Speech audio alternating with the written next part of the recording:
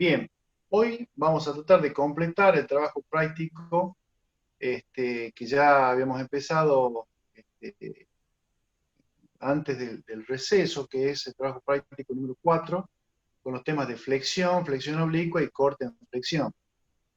Eh, Vamos a hacer el problema número 5, que es un poco lo que quedó enganchado del 4, que es la distribución de tensiones, o está ligado, digamos, al punto 4, que se refiere a la distribución de tensiones tangenciales en la sección transversal que son producidas por el efecto justamente que genera la flexión en una viga.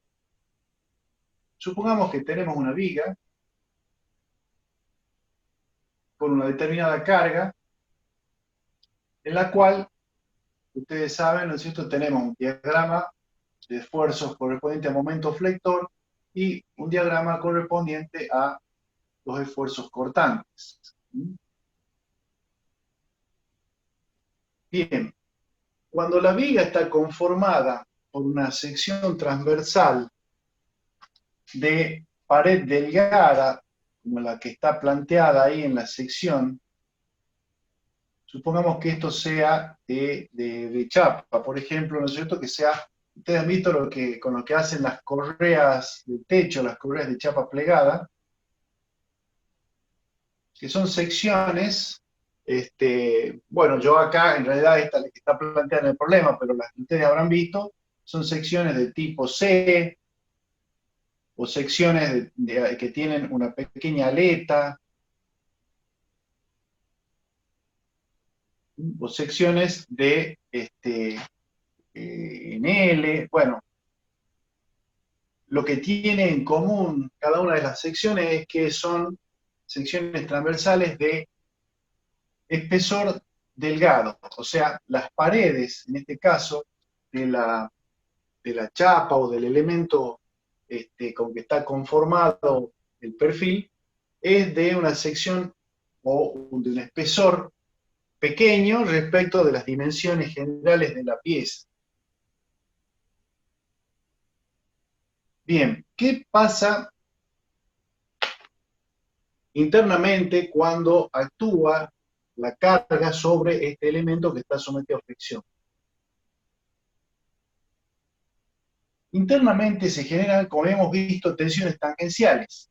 Y esas tensiones tangenciales recorren la sección esta y generan un flujo de tensiones que la recorre de un extremo a otro a la pieza y que puede llegar a generar un efecto de torsión dependiendo de la figura de la sección transversal.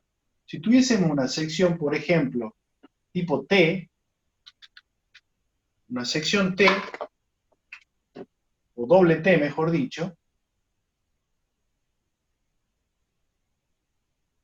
esta sección que plantea o muestra una simetría respecto, en este caso, de los dos ejes, pero respecto de este eje, acá presenta una simetría total. En este caso, la carga, mientras actúe en ese eje, no va a producir ningún efecto de torsión en la sección transversal de ese elemento.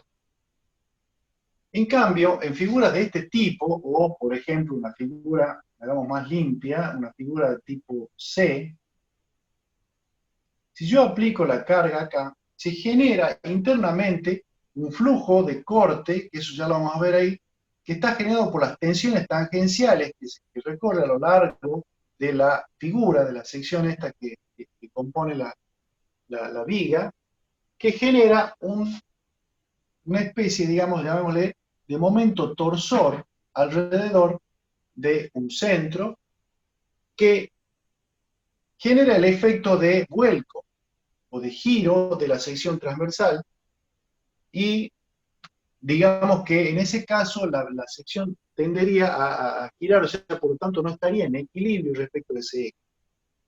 Entonces, lo que vamos a buscar ahora es justamente cuál es la posición de esta carga que yo debería tener, ya sea, supongamos, hacia un lado o hacia otro lado, ¿no es cierto?, hacia acá o hacia acá, supongamos, de manera tal de que si se genera este momento torsor, el efecto de la excentricidad que yo le esté poniendo a la carga esta, genere un momento torsor que se le oponga al generado por las tensiones tangenciales internas, que evite justamente el efecto de vuelco o de giro de la sección transversal.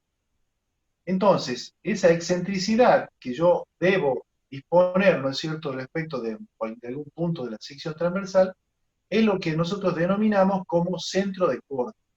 O sea, la posición en donde yo debería poner mi esfuerzo cortante, ¿no es cierto?, este esfuerzo cortante que tengo acá, desfasado de manera tal de que el flujo cortante que se genera sea equiparado con el momento torsor que generaría esa excentricidad, donde yo multiplicando la carga Q por el efecto ese, por la excentricidad que tengo, se opone al momento torsor generado por las tensiones tangenciales dentro de la sección transversal de la pieza.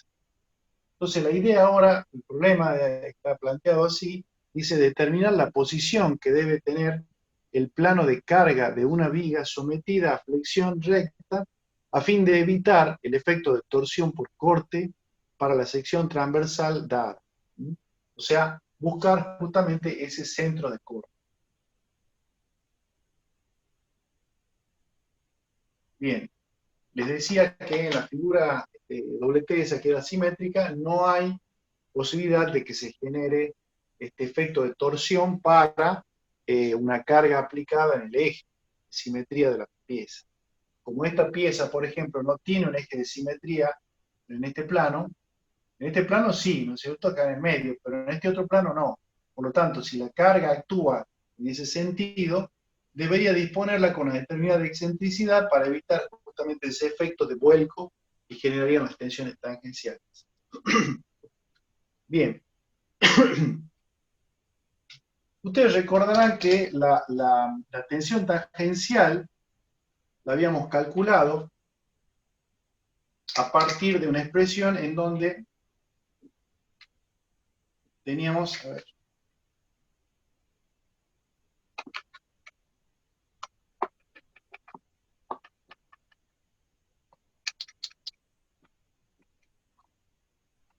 bueno, me quedé sin tinta aparentemente en esta.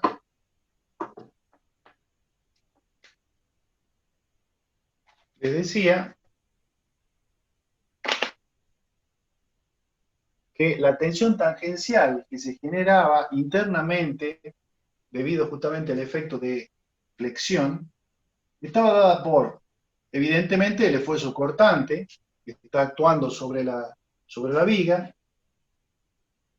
el espesor o el ancho, en este caso, como estamos hablando de un espesor T, ¿no es cierto?, delgado, en este caso sería el espesor T, el momento de inercia de la sección transversal y el momento estático de el área que está por sobre las fibras que estamos analizando, ¿no es cierto? O sea, la tensión tangencial estaba dada por esta expresión en donde aparece el corte, el momento estático de la sección que yo esté considerando por sobre esa línea, el espesor T en este caso y el momento de inercia de la sección transversal respecto de este eje, ¿no es cierto? Respecto del eje X, en este caso. Bien, entonces, si tenemos una sección, supongamos que estoy analizando una zona en esta parte. En ese plano, yo tengo acá un área que está por sobre ese plano. Por lo tanto, el momento estático que yo voy a calcular va a ser el que corresponde a esa área por el brazo de palanca que la separa de este eje. O sea, esta área sería igual a T, a esto le llamemos una distancia I, ¿no es cierto? Entonces, el momento estático, en este caso, sería igual al área que es, esto es el espesor T, T por I sería el área, por la distancia, le llamemos en este caso I0, que separa el baricentro de esa zona de este eje, que es el eje baricéntrico de la figura.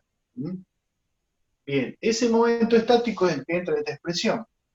El esfuerzo cortante va a depender de la posición de la vía que yo analice. Obviamente que las máximas tensiones tangenciales se van a dar en la zona donde el esfuerzo cortante sea máximo, por lo tanto, acá estamos viendo que en la zona de apoyo va a ser justamente la zona más desfavorable para calcular las tensiones tangenciales. Luego aparece el espesor T, ¿no es cierto?, que es la sección que tenemos acá, y el momento de inercia. Bueno, ustedes verán que el momento estático depende de la ordenada I en la cual estamos analizando, y aparte, nuevamente, aparte de este efecto, digamos, de la distancia esta, también está relacionado con esta altura. Por lo tanto, acá va a aparecer un efecto cuadrático que hace variar la magnitud del momento estático. Por lo tanto, desde este punto en donde nosotros tendríamos obviamente la tensión tangencial nula, puesto que el área por sobre el plano de acción, ¿no es cierto?, donde empezamos ahí es igual a cero, irá creciendo de una forma parabólica a medida que nos movemos a lo largo del eje Y. Pero nosotros, a fin de Disculpe, simplificar, profe, una pregunta. sí, te escucho. I0, I0, ¿hasta dónde llegaría? Es O del sea, va baricentro. desde la mitad, o sea, del eje. Claro, si esto es un área pequeña, necesito que está acá, esa área tiene su baricentro. Desde acá hasta acá sería el I0 para esa posición, ¿no es cierto? Para ese plano que yo estoy analizando. ¿Mm? A medida que yo me muevo en la altura esta, el área Está va a bien, cambiar, bien, la está bien. posición de I también va cambiando. ¿Está? Bien, Muchas gracias, profe. de nada. Entonces, vamos a ver, yo lo voy a graficar acá para hacerlo de forma un poco más limpia.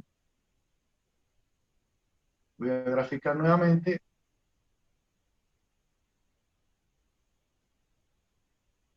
Vamos a tener una variación de tipo parabólica, pero que, como les decía, la vamos a asumir de que es, eh, vamos a asumirla de lineal directamente, por lo tanto, acá tendríamos, vamos a hacer un poquito más grande, esto más largo.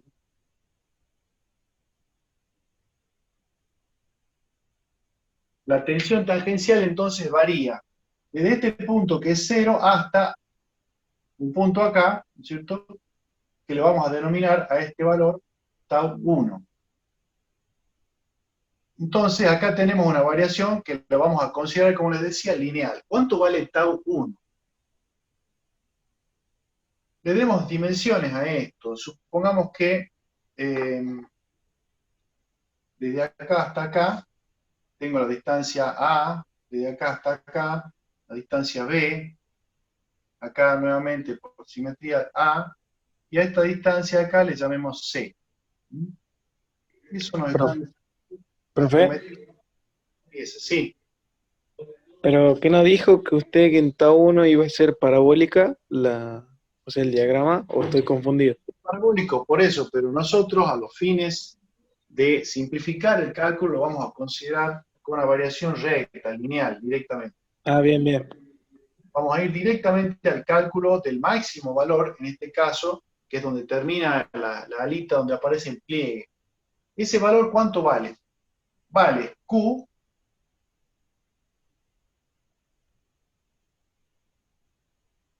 por el momento estático. ¿Cuánto sería el momento estático? Sería toda esta área. Por lo tanto, tengo A por el espesor T, A por T, ese es el área, y el brazo de palanca, ¿cuál sería? Acá nuestro eje está en esta distancia, ¿no es cierto?, en B sobre 2. O sea que tendría A sobre 2, que sería el baricentro de esta área, más B sobre 2. ¿Mm? A sobre 2 más B sobre 2. Ese sería el brazo de palanca del área respecto de nuestro eje baricentro. Y esto a su vez dividido en el espesor T, ¿no es cierto?, que tenemos acá, y el momento de inercia de la sección transversal. Bueno, acá vemos que esta T, ¿no es cierto?, de este espesor se puede simplificar acá, y nos queda el valor de ese espesor, ¿no es cierto?, perdón, del ancho de la alita esta, el valor de la tensión tau en ese punto, en esa zona. Luego, la figura sufre un quiebre en este punto, entonces ahora vamos a analizar qué pasa en este otro plano. Bien, en ese punto entonces vamos a rebatir el valor de la tensión tau y pasará a esta posición. O sea, ahora, desde acá hasta acá, también tendré el valor tau, 1. Es el valor que se rebate en el nudo S, porque ahora voy a empezar a recorrer la sección en el sentido horizontal de la pieza. A medida que me muevo y voy avanzando en una sección que está por acá, por ejemplo, la tensión va a ir aumentando. ¿Por qué? Porque el momento estático, ¿cierto?, que estaba dado en esta zona, va a ir aumentando porque toda esta área se incrementa, ¿no es cierto? Por lo tanto, el valor de la tensión tangencial, al aumentar esto, también va a ir aumentando. Por lo tanto, vamos a tener nuevamente una variación de tipo lineal, y acá sí es lineal, para llegar desde tau 1 al valor tau 2. Acá tendremos entonces una variación lineal también de la tensión tangencial. Y tau 2, ¿cómo lo calculo? Bueno, lo voy a calcular como el tau 1 más lo que varía por el área que se está incrementando acá, que corresponde al ala del perfil. Entonces, tau 2 aquí es igual a tau 1 más. La tensión tangencial era igual al corte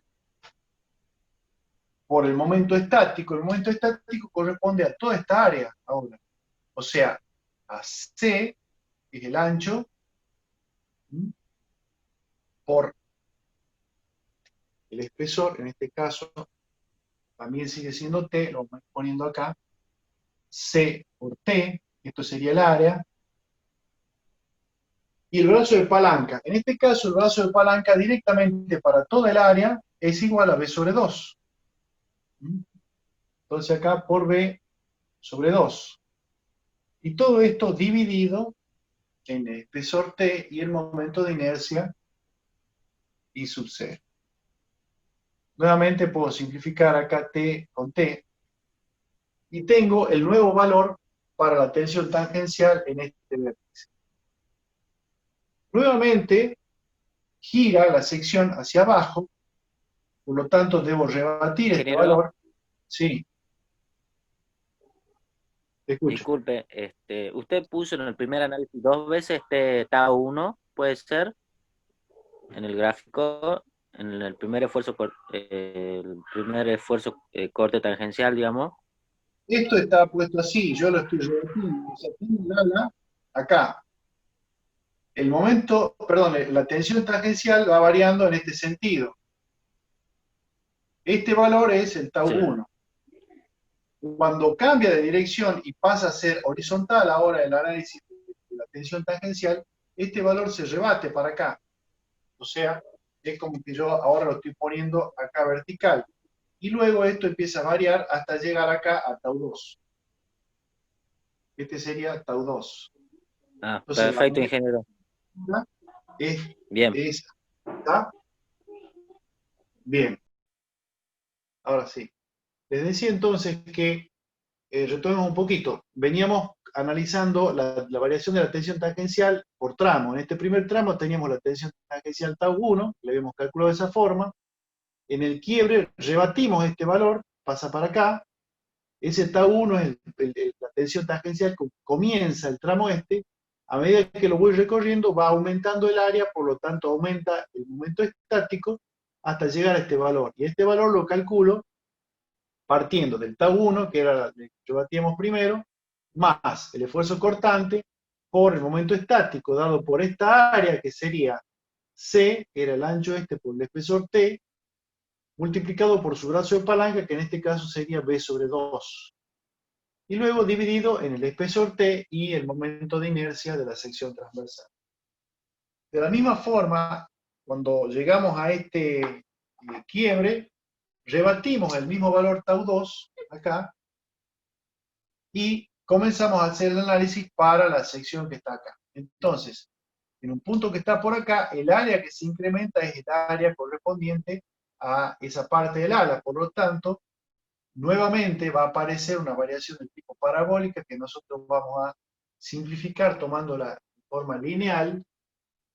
Y este valor que tendremos acá sería el tau 3, lo vamos a calcular como tau 2, que era lo que venía, ya no es cierto, en este quiebre, más el efecto de toda esta área, ¿no es cierto?, desde el punto de vista del momento estático, que sería Q por el área sería T por B sobre 2, T por B sobre 2, y el brazo de palanca sería desde este punto, ¿no es cierto?, el baricentro de esto, hasta acá, que sería B sobre 4. B sobre 4. Todo esto dividido en el espesor T y el momento de inercia. Bien, acá nuevamente simplificamos los dos T, ¿no es cierto?, arriba y abajo, y nos queda ya este valor. Entonces la variación de las tensiones tangenciales a medida que avanzo va a tener este tipo de variación.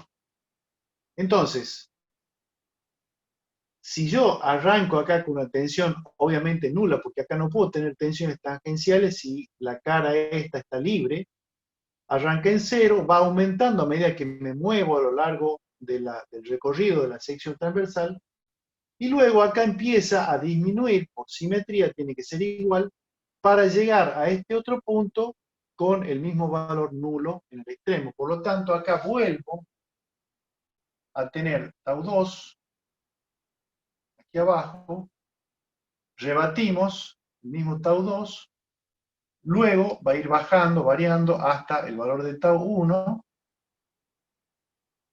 rebatimos tau 1 y llegamos a 0 en el otro extremo. O sea, acá tengo nuevamente tau 1 en estos bordes.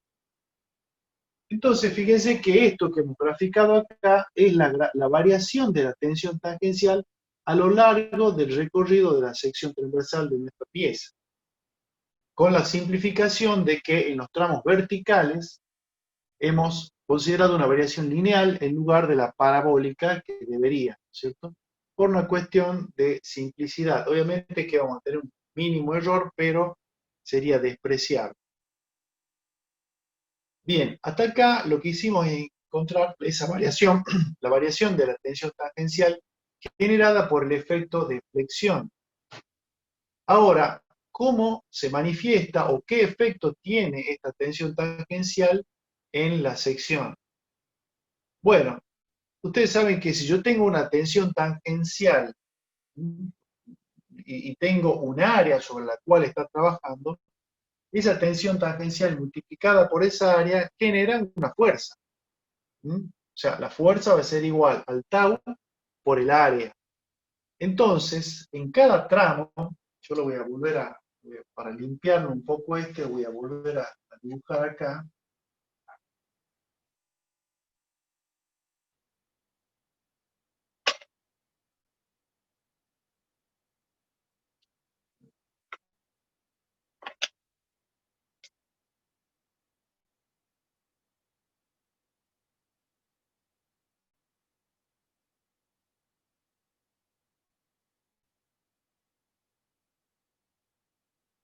Y en esta es mi sección transversal. Entonces, la tensión tangencial que tengo acá, multiplicada por el área correspondiente, me da como resultado una fuerza. Y esa fuerza, la voy a poner acá, le voy a llamar, en este caso, supongamos que le llamo V1, que es una fuerza vertical 1. Esa fuerza vertical V1, ¿a qué es igual? A la tensión tangencial por el área de esto, o sea, a ver, bueno, voy a poner acá, V1 va a ser igual a tau 1 por, o sea, tau 1 por, en este caso, A, por el espesor T. Ese va a ser el valor de la fuerza está aplicada o como resultante, digamos, en ese sector. Luego, en este otro sector, en el tramo horizontal, la fuerza H1, le llamemos horizontal, la fuerza horizontal H1, ¿a qué va a ser igual? En este caso tengo el área de este trapecio, sería el tau 1 más tau 2 sobre 2, tau 1 más tau 2 sobre 2, multiplicado por el C y por el espesor T. Luego acá, a lo largo de toda el ala vertical, o el alma de la vista esta, voy a tener una fuerza vertical V2. En este caso, a V2, ¿cómo lo calculo? Acá voy a... Mira acá. V2, ¿a qué es igual? Acá voy a tener tau 2 en este punto y tau 3 en este otro. Este era tau 3. Entonces tengo 2 veces, porque voy a tener los dos veces tau 2 más tau 3 sobre 2 por B sobre 2 por el espesor T.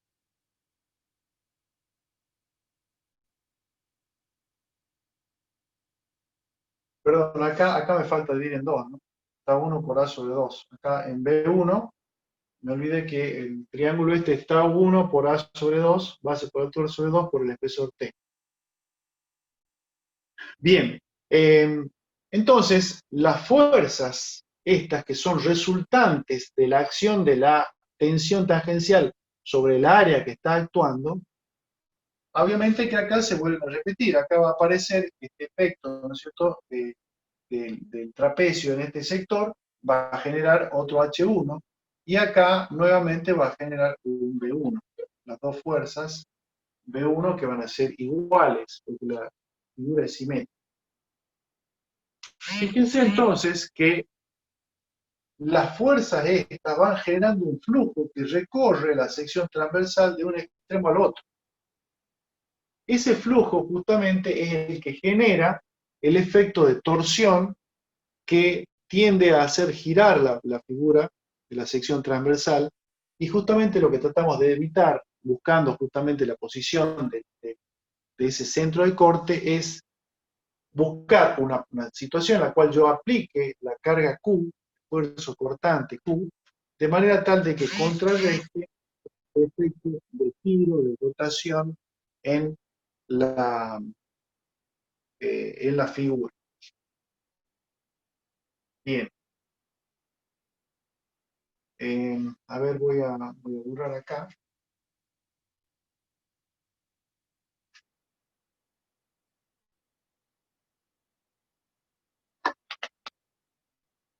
Entonces, supongamos que yo tomo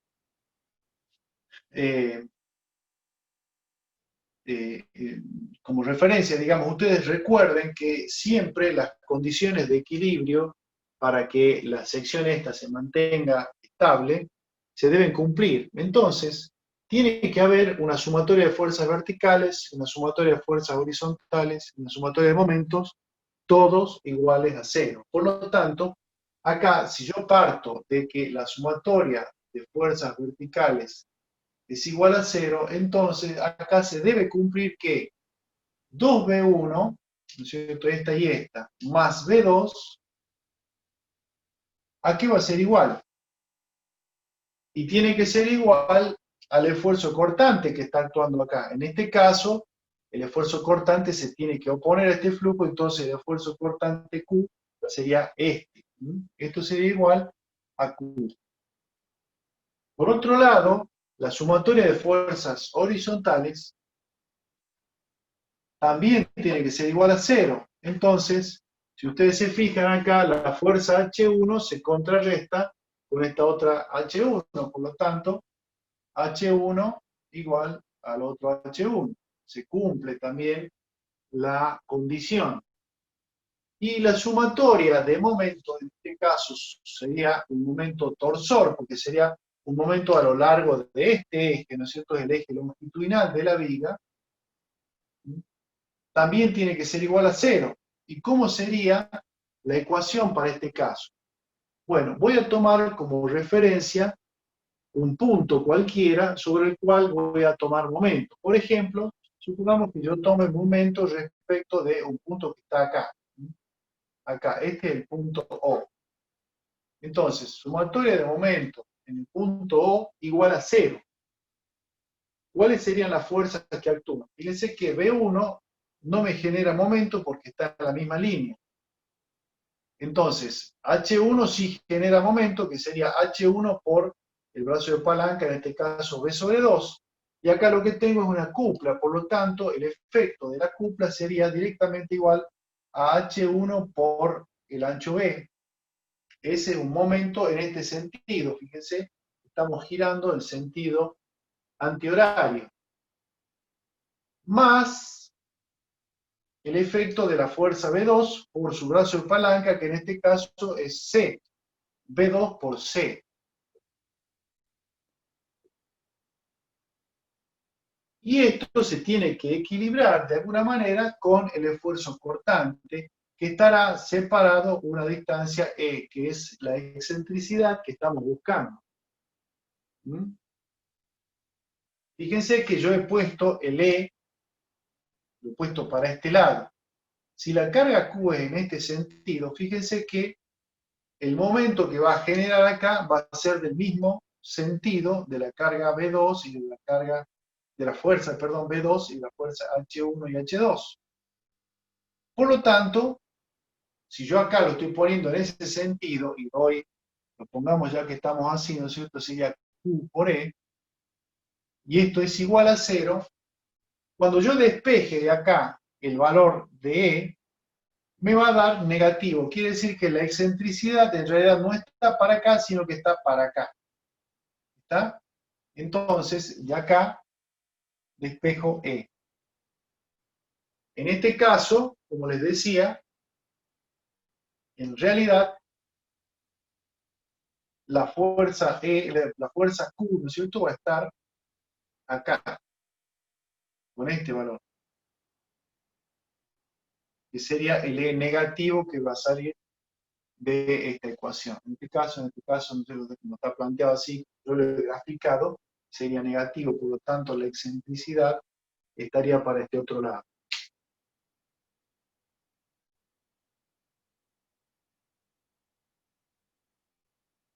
Bien, de esa forma podemos determinar la posición, ¿no es cierto?, de ese,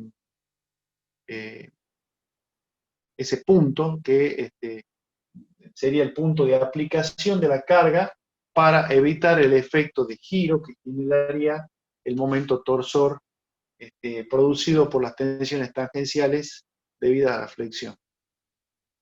¿Queda claro?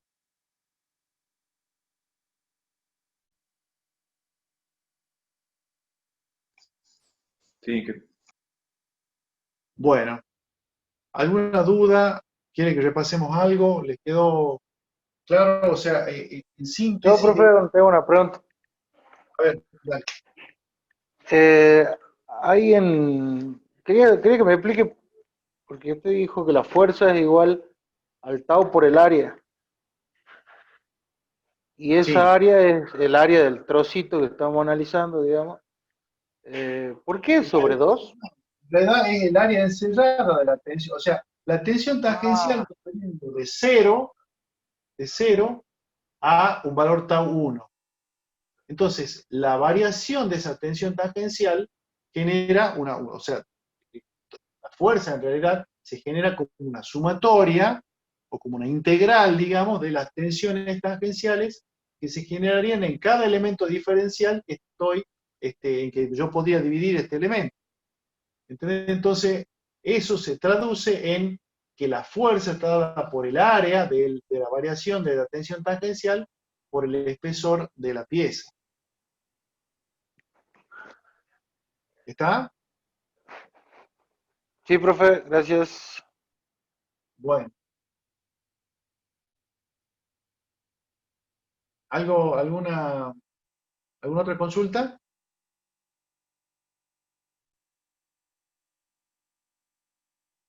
Bueno, vamos a pasar entonces ya al último problema que, bueno, lo habíamos salteado.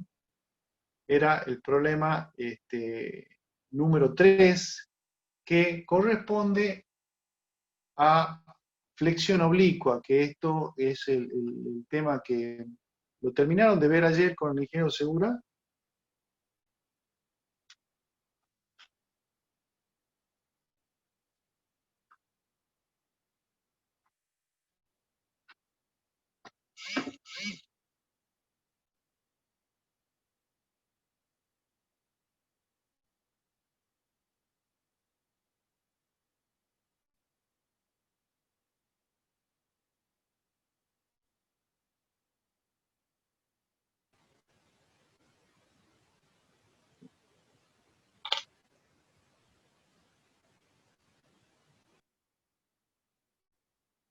Bueno, el problema dice, para la sección compuesta de la figura, determinar la máxima carga P de servicio que podrá soportar.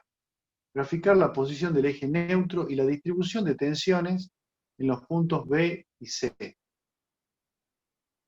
Bien, acá tenemos planteada una viga, está dibujada ahí en 3D, en donde tenemos un voladizo. En un extremo acá, bueno, acá vamos a poner los dos ejes de referencia. En este caso, a este le llamamos X, a este le llamamos Y, y a este otro eje le llamamos Z. Imaginemos que la sección transversal de este elemento, ¿no es cierto?, es un perfil U que está puesto así acostado y tiene de refuerzo dos ángulos puestos encima, soldados encima, ¿no es cierto? Ese sería el perfil acostado, la sección transversal de la viga en ese punto. Bien, y acá vemos que tenemos una fuerza en el extremo que tiene una determinada oblicuidad, o sea, respecto de este eje, la fuerza esta está aplicada con un ángulo, llamemos P1, y este tiene un ángulo alfa 1, y en el otro punto tengo una fuerza P2 con un ángulo alfa 2. Bien, recordemos que, ¿qué es lo que habíamos visto de la teoría cuando analizábamos flexión simple? En flexión simple, ¿qué hemos dicho? Que si yo tenía una viga, y esa viga tenía una sección transversal, supongamos que sea esta viga rectangular, ¿no es cierto?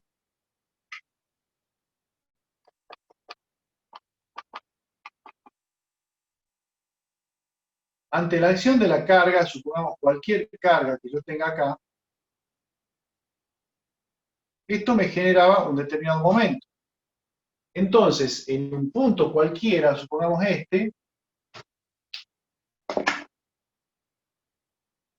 supongamos en esta sección que yo estoy analizando acá, ¿qué teníamos? Si yo la grafico a la viga,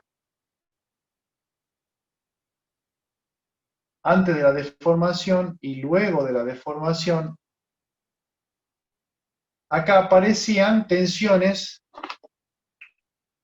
de compresión en este caso y tensiones de tracción en este otro. Entonces, esas tensiones acá yo las podía graficar con una variación que era de tipo lineal, en donde acá teníamos tensiones normales, sigma de compresión, y tensiones normales de tracción, con una variación lineal que hacía que en el eje neutro las tensiones eran nulas. Bien, pero esto era cuando la carga mía actuaba en este plano, perpendicular al eje de la sección transversal. La situación que tenemos ahora es distinta. ¿Por qué? Porque las cargas actúan en planos oblicuos a este eje. Por lo tanto, si yo descompongo esta fuerza en dos, voy a tener acá una componente en el plano vertical y una componente en el plano horizontal. De la misma forma, con esta otra voy a tener una componente vertical acá y una componente horizontal. Entonces, si desdoblamos el problema en los dos planos, en el plano vertical Y y en el plano horizontal X, en el plano vertical Y yo voy a tener actuando la componente vertical de esta fuerza, la componente vertical de esta otra fuerza, y las reacciones, obviamente, en los apoyos. Y si ahora analizo el plano horizontal X, voy a tener actuando la carga o la componente horizontal de la carga P1 y acá la componente horizontal de la carga P2, además de las reacciones en los dos grupos. Entonces voy a desdoblarlo de esta manera para graficar ahora cuáles serían los dos momentos que se generan en esos planos. Entonces, en el plano vertical, voy a graficar acá la posición de las fuerzas y los apoyos. En el plano vertical voy a tener esta fuerza, o la componente, mejor dicho, le vamos a llamar P1I y P1X, ¿no es cierto?, que está en el plano horizontal, y acá tendré P2I y acá tendré P2X. Entonces, la carga o la componente vertical de esta, más la reacción, más esta otra componente vertical, más la otra reacción que voy a tener este otro apoyo, va a generar un diagrama de momentos, por ejemplo, de este tipo.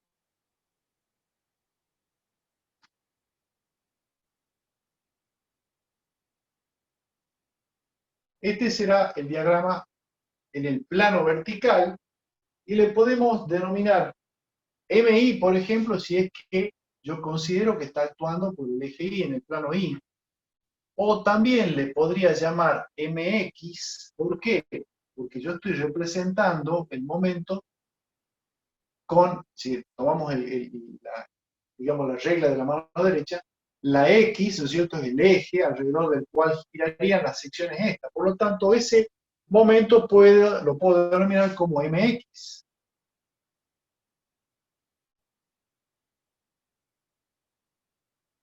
De la misma forma, puedo hacer el análisis en el otro plano. Entonces, si yo grafico ahora, acá voy a pasar apoyos, esto. En este otro plano, esta fuerza o esta componente me está generando un momento de este tipo acá. Y esta otra, que tengo para acá, me genera un momento, supongamos que sea de este tipo, y ya está vengo para acá. A ver.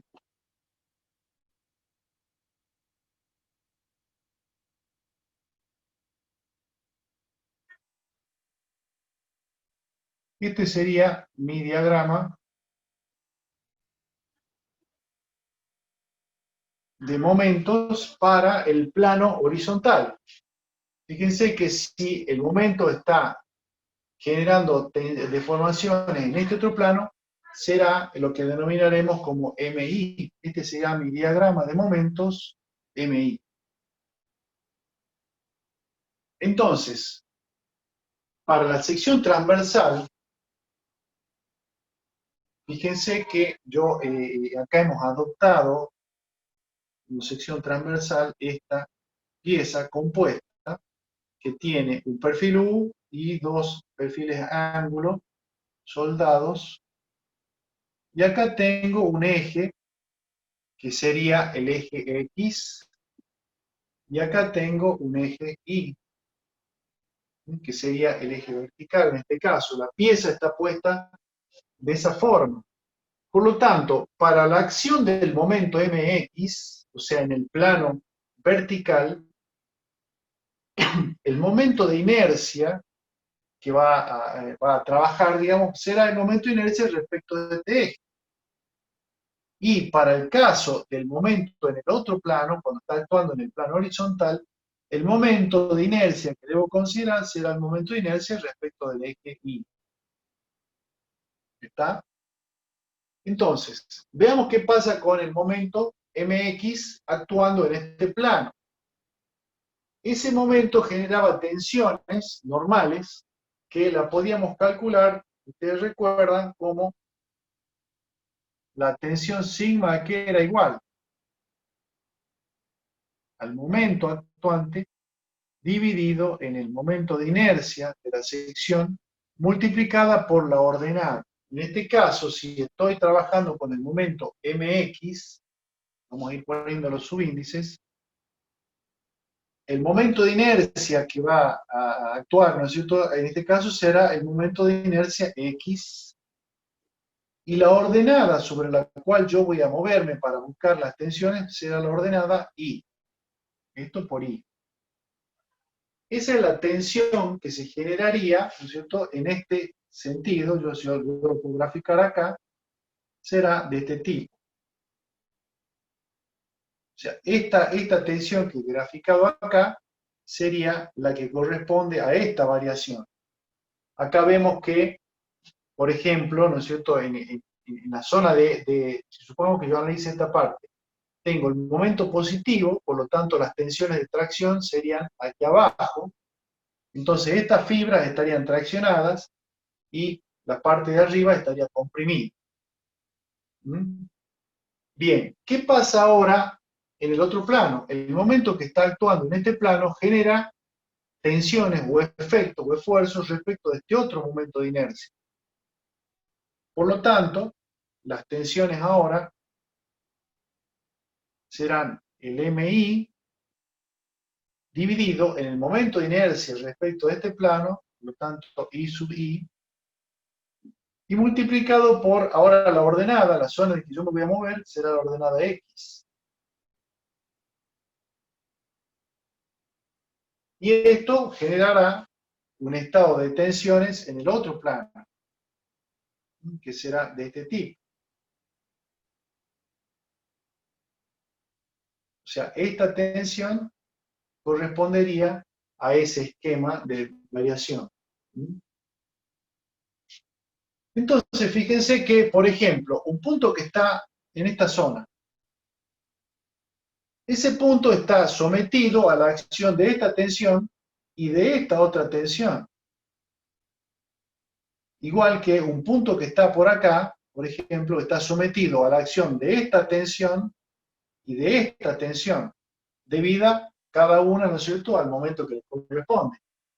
Y así, cualquier punto de la sección transversal va a sufrir los efectos de las tensiones que se generan en los dos planos. Por lo tanto, la tensión total, sigma, en este caso Z sería, porque la tensión normal, recuerden que es siempre perpendicular o está alineada, digamos, con el eje, o sea, acá tendríamos sigma Z, será igual a mx sobre I sub x por la ordenada Y más el mi sobre el I sub I por la ordenada X.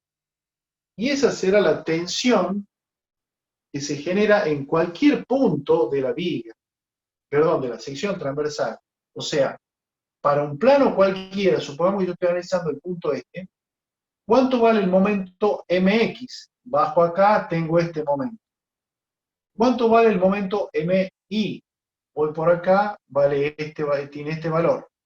Entonces, en mi expresión, para esa sección transversal tengo el mx y el mi definidos. Los momentos de inercia, obviamente, que dependen de la sección transversal. Lo tengo que haber calculado previamente. Y luego la posición X e Y, ¿no es cierto?, que me van a definir el punto cualquiera que yo analice, va a depender de la coordenada que yo esté analizando, o sea, un punto que esté por acá, o aquí abajo, tendrá su distancia X y su distancia Y respecto de los ejes baricéntricos de esa sección. En general, uno siempre busca la posición más desfavorable. Es decir, cuando los valores de Y y de X son máximos, los valores de las tensiones van a ser máximos. Por lo tanto, si yo me alejo de este eje hasta aquí, o hasta aquí abajo, y de este otro eje me alejo hacia este borde o hasta al otro borde, los valores de las tensiones que van a generar van a ser siempre los mayores, ¿no es cierto? Porque en la zona del centro, fíjense que las tensiones siempre tienden a cero en la zona de los ejes baricéntricos. Entonces siempre uno verifica el estado tensional para las distancias a las fibras más alejadas. Y de ahí salía, si ustedes recuerdan, el concepto del módulo resistente, que era el cociente entre el momento de inercia y la distancia a la fibra más alejada. Bien. Queda un minuto, profe. Ah, cierto. Bueno, cuando se corte, por favor, se conectan nuevamente. Y de vuelta le doy tiempito para que guarden la grabación. Bueno, si querés cortarla nomás la grabación ahí, ya para... Bien, entonces, si ustedes se fijan, la tensión normal total va a ser la superposición de los efectos generados en este plano y los generados en este plano. Si ahora analizamos respecto de la posición en Z, fíjense que en un punto, por ejemplo, en este apoyo, en este apoyo tengo este valor de momento en el plano IX, o sea, en el plano Y, o sea, el MX correspondiente, y si vengo acá, tengo este otro valor de momento para la sección, la misma sección, ¿no es cierto?, que estoy analizando, que es distinto, es más chico, por ejemplo, que este otro. Entonces, si ahora analizo, por ejemplo, esta sección, el momento que tengo acá es este, y el momento que tengo en el otro plano es este otro. O sea, tengo otra situación. Por lo tanto, tanto el valor de MX como el valor de MI va a ir variando de acuerdo a la posición dentro del eje Z que yo me mueva. Por lo tanto, la variación de la tensión normal también va a ser en función de la posición que tomemos para la viga. Ustedes recordarán cuando teníamos la sección, el efecto de flexión simple, nosotros, ¿qué hacíamos? Buscábamos el máximo momento, y con el máximo momento dimensionábamos. En este caso, la ubicación o la situación más desfavorable ya no va a ser tan simple de definir. ¿Por qué? Porque yo puedo tener, por ejemplo, en este caso, un momento grande en este plano y un momento más chico en este otro. O acá puedo tener un momento grande acá y un momento grande acá. O, digamos, en este caso, medio que coincidido en el esquema de dibujo que yo hice, donde este valor es grande y este valor también es grande. Entonces, es medio obvio, digamos, que para esta posición, los efectos de los dos momentos va a ser más desfavorable que para esta otra posición, porque acá tengo un momento más chico y acá tengo otro valor que también es más chico según mi esquema, ¿no es cierto? Entonces, puede darse el caso de que yo tenga acá un momento chico y acá un momento grande y acá uno más grande, o sea, la posición en el sentido Z a lo largo del eje puede dar combinaciones de efectos distintos. ¿Por qué? Puedo tener un momento de inercia X grande, por ejemplo. Entonces, si el momento de inercia X es grande, el momento MX que puedo aguantar puede ser grande. Y si el momento de inercia Y es chico, ¿cierto? Supongamos que respecto a este eje tengo un momento chico, para un momento no muy grande, capaz que el efecto es más desfavorable que en el otro, porque si en este momento si este momento de inercia es grande, puedo aguantar momentos grandes. Pero si este es chico, acá no puedo aguantar momentos que sean tan grandes, porque el efecto de ese momento, como el momento de inercia es más chico, puede dar situaciones más desfavorables ¿no es cierto? Un momento chico sobre ese momento de inercia que un momento grande sobre el otro.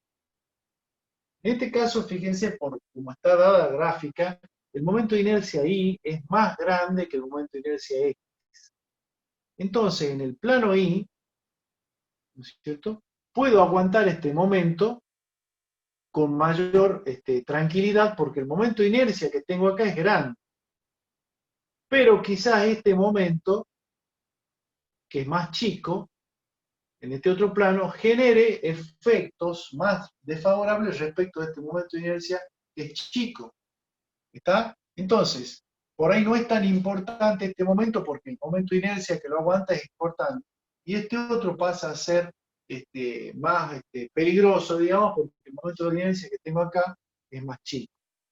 Entonces, como les digo, la posición a lo largo del eje Z puede dar situaciones variables que hagan difícil predecir cuál es el punto más desfavorable. Entonces habrá que hacer análisis en distintos puntos. En nuestro caso, vamos a analizar qué pasa en el apoyo y qué pasa en el nudo donde se aplica la carga P2.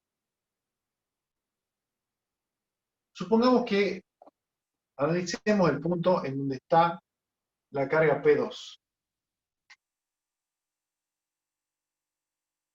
Yo lo voy a graficar acá al perfil, así en forma esquemática. Entonces analicemos en la sección 2. O sea, acá.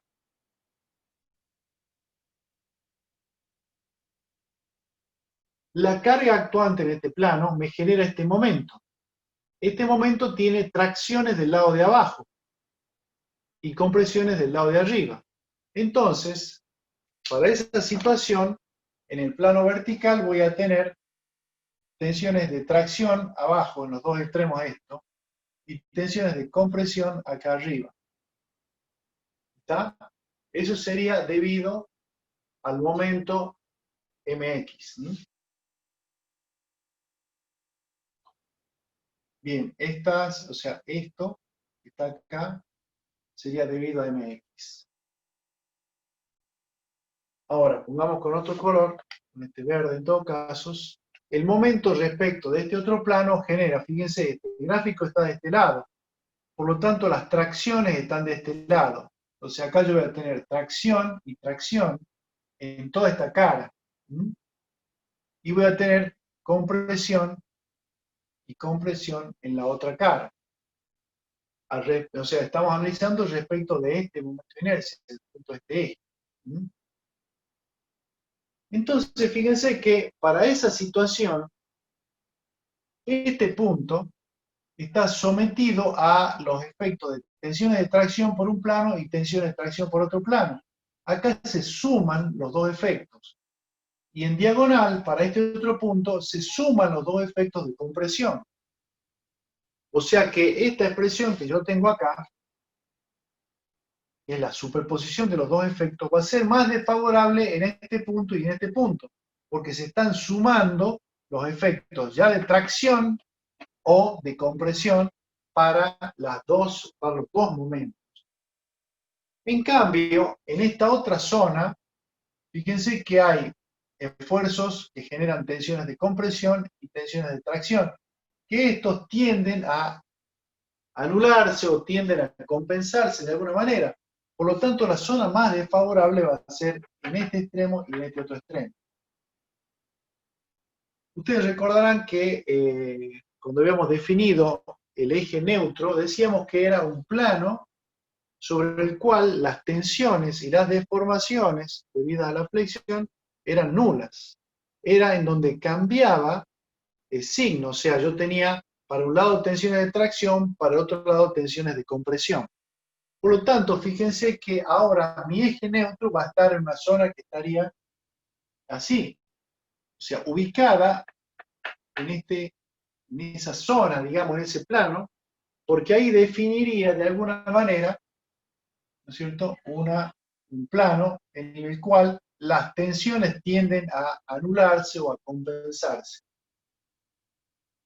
En el otro, o sea, perpendicular a esto, vamos a tener las máximas tensiones de tracción y las máximas tensiones de compresión. En este caso, ese sería mi eje neutro.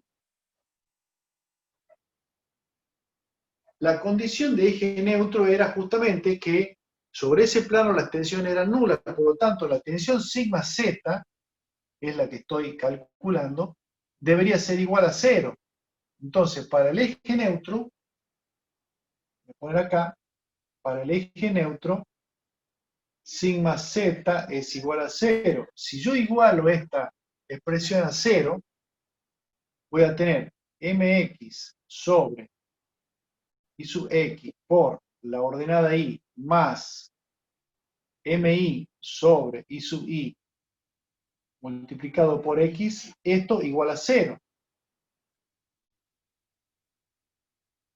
Si yo divido ahora, o despejo del cociente entre y sobre x, voy a estar obteniendo la tangente del ángulo.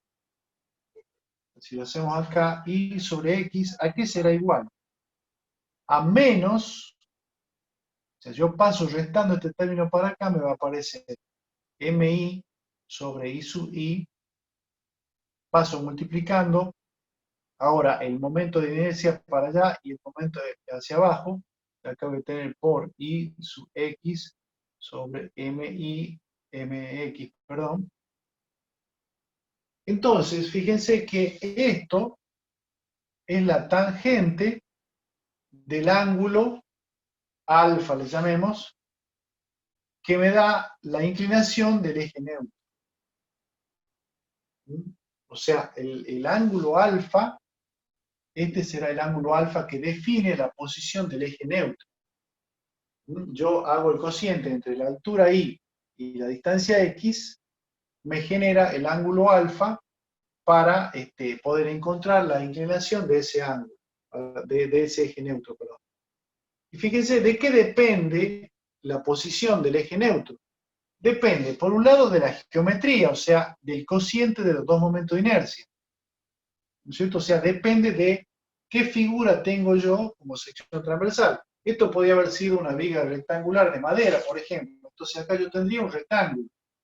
Como esta viga en realidad es un perfil compuesto, bueno, esto tendrá su momento de inercia X y su momento de inercia Y. Y por otro lado, depende de las condiciones de momento que tengo para ese punto, ¿no es cierto? Y que depende justamente de los valores de los momentos actuantes. Por lo tanto, el cociente entre los dos momentos de inercia es fijo. Si la viga es la misma, ¿no es cierto? Si no cambia la sección a lo largo de su recorrido, este valor sería una constante.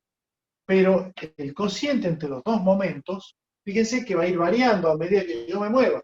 Si estoy en un punto acá, tengo este momento y este momento. Si estoy en un punto acá, tengo este momento y este momento. O sea, los dos momentos, tanto el X como el Y, van variando. Por lo tanto, la posición del eje neutro, la inclinación, mejor dicho, del eje neutro, va a ir variando punto por punto dependiendo de los valores de los dos momentos. Entonces, para la sección que yo acabo de analizar, que es la sección 2, el eje neutro para este caso está en esta inclinación. Si yo analizo, por ejemplo, para el punto del apoyo fíjense que ahora yo tengo el momento en este plano para arriba, por lo tanto las tracciones ahora van a estar acá arriba. Este y este va a estar traccionado, este y este va a estar comprimido. Y para ese mismo punto, en este otro plano, las tracciones están de este lado también. O sea, acá tengo tracción, tracción, compresión, compresión. Por lo tanto, el eje neutro para esta situación va a cambiar y va a girar. Por lo tanto, la posición del eje, mejor dicho, la inclinación del eje neutro, va a ir cambiando punto por punto. O sea, en cualquier punto que yo analice, el valor del momento Y y el momento X van cambiando, hacen que el ángulo, ¿no es cierto?, a través de la tangente, también vaya cambiando. Bien, ¿quedó claro ahí? Esto cuando ustedes lo vayan planteando en el problema, posiblemente les surjan algunas dudas, por lo tanto, traten de ir viendo y obviamente que a través del WhatsApp van haciendo las consultas y de ahí la vamos respondiendo. ¿Alguna duda?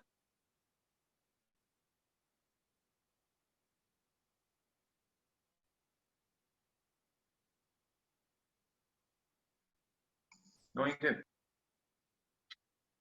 Bueno, entonces, con esto ya hemos completado el práctico. Por favor, vayan preparándolo y recuerden que en general habíamos dicho que después de dado completo ya el práctico, a los 15 días lo entregan, ¿está? Entonces, de aquí a 2 semanas ustedes ya tendrían que estar entregando este práctico. Aprovechen estos 15 días para hacer las consultas. Puede que haya quedado algo de duda de lo que vimos antes del receso. Y bueno, lo que hicimos ahora, ustedes tienen desarrollada ahí, el ingeniero Segura les dio, también les mandó la teoría como para que vayan viendo. Y con la ayuda de la teoría y de lo que acabamos de explicar, tienen las herramientas para poder completar.